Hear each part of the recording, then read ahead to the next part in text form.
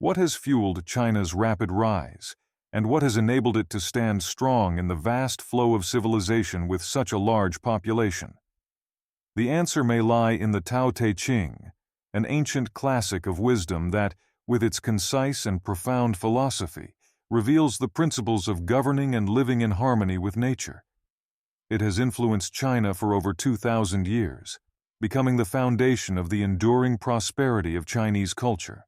If the Tao can be spoken of, it is not the eternal Tao. If a name can be named, it is not the eternal name.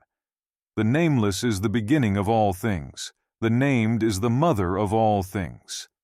Thus, always without desire, one observes the subtle essence. Always with desire, one observes the outer manifestation. Both arise from the same source, but they are named differently. Profound and more profound. This is the gateway to all mysteries. Wang Bi has another extended interpretation of the above paragraph in his commentary on the Tao Te Ching. The Tao that can be spoken of is not the eternal Tao. The name that can be named is not the eternal name. The Tao that can be spoken of and the name that can be named are forms created to describe things, but they are not their true, eternal essence. Therefore, the true Tao cannot be spoken of, and the true name cannot be named. The nameless is the beginning of heaven and earth.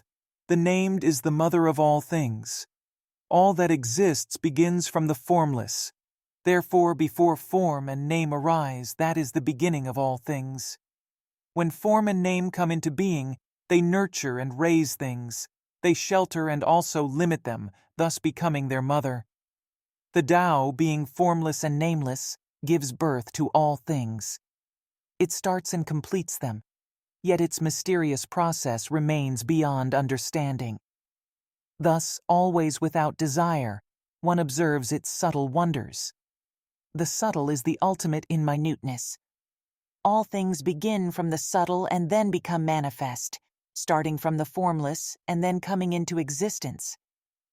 Thus, by remaining in a state of emptiness and without desire, one can observe the wondrous origins of things.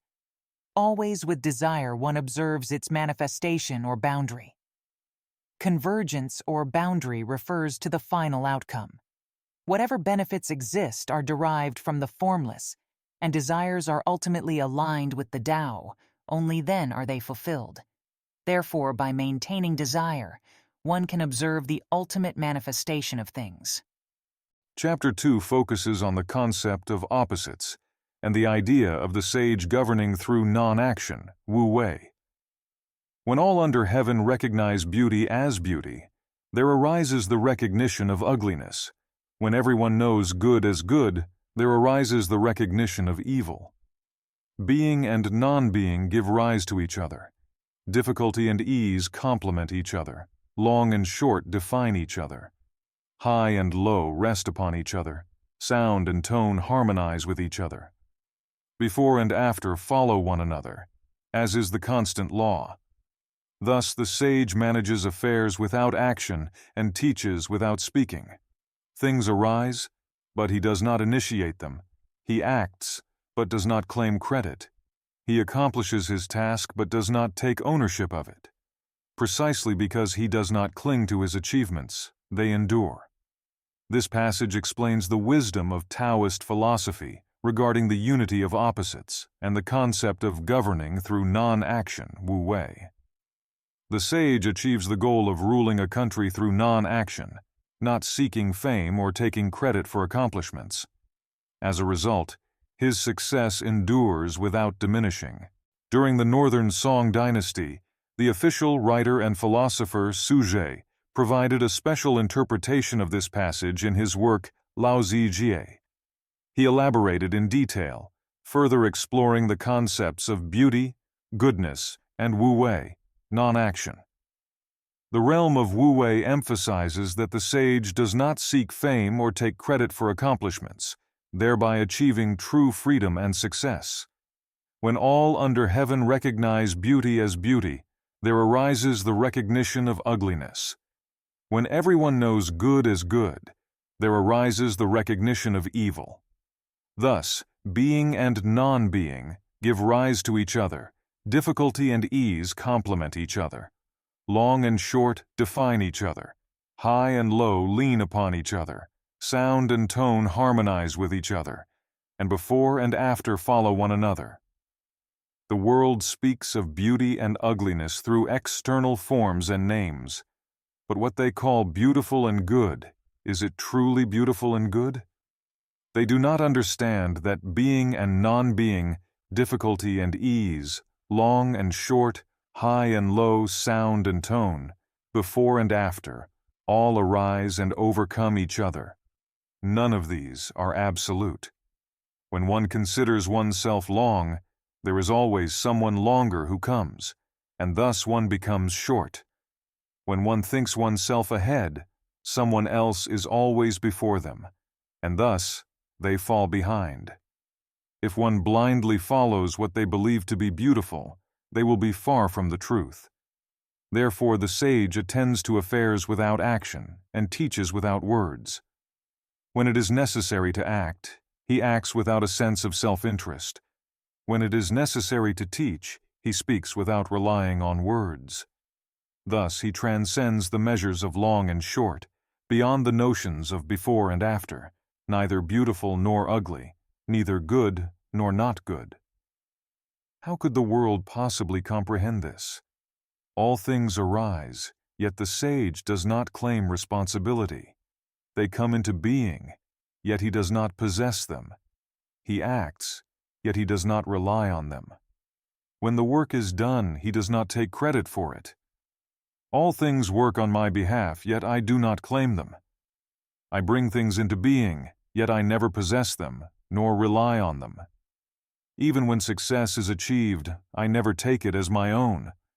This is the reward of action without intent and teaching without words. Such beauty and goodness, how could any evil or harm follow it? Because he does not cling to success, it never leaves him. The sage lives in poverty without the worry of poverty, lives in wealth without the burden of wealth. This is what is meant by not dwelling on it. Since I do not cling to it, how could it ever depart from me? This is the ultimate form of dwelling.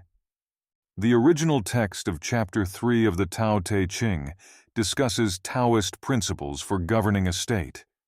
The sage maintains the stability of the people by not exalting the virtuous, not valuing rare treasures, and not displaying temptations. Do not exalt the wise, and the people will not compete. Do not value rare goods, and the people will not become thieves. Do not display what can be desired, and the people's hearts will not be disturbed.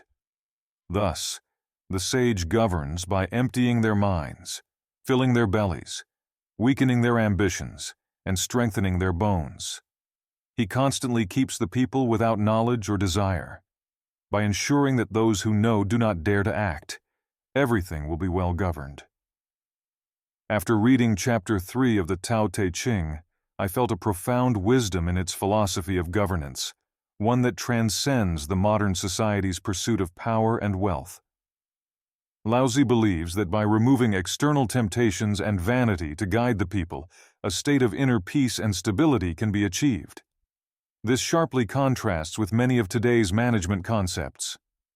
Not exalting the worthy prevents contention among the people reminds us that excessive worship and praise of individual abilities can lead society into endless competition and conflict. Meanwhile, not valuing rare treasures prevents theft, suggests that overemphasis on material goods fosters greed. Laozi's wisdom lies in advocating for a simple and modest way of life, reducing the pursuit of desire and power, and thereby establishing a naturally harmonious social order.